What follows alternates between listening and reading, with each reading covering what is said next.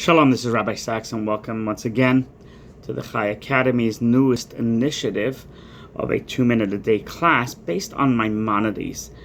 And yesterday we discussed the brilliance, the first class, we discussed the brilliance of Maimonides as he wrote many books, one of them being the Code of Jewish Law for all times and for all people.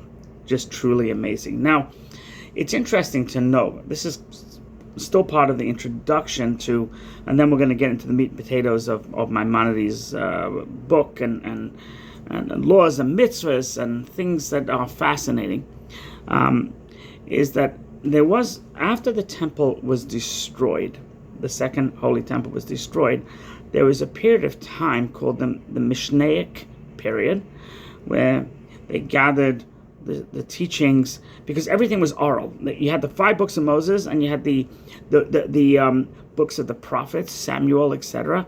And then, but all laws, essentially, the Torah is just the cliff notes, was oral. So Rabbi Yehuda Hanassi, Rabbi Judah the Prince, he brought together all these teachings and finally wrote them down because the temple was destroyed. Then later on, the Talmud was written based on the Mishnah to elucidate the Mishnah. And that period was about 500 years after the destruction. Then became the Gaonic period. The Gaonic period, of the Gaonim, that was primarily centered in ancient Babylon, which is current-day Iraq.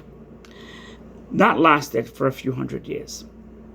And then approximately 1100 is when the Gaonic period ended, and the period of the Rishonim began. Rishonim moved, basically Babylon ended, and they moved to Europe.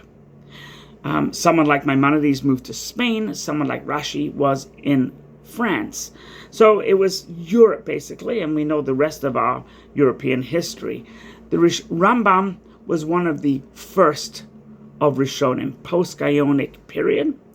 Rashi, I think, was number 3 of the Rishonim. Rashi is the famous commentator.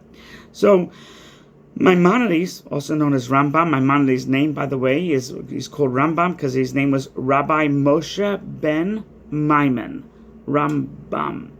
So Rambam was one of the first Rishonim, and he lived in Spain. And what the Rishonim accomplished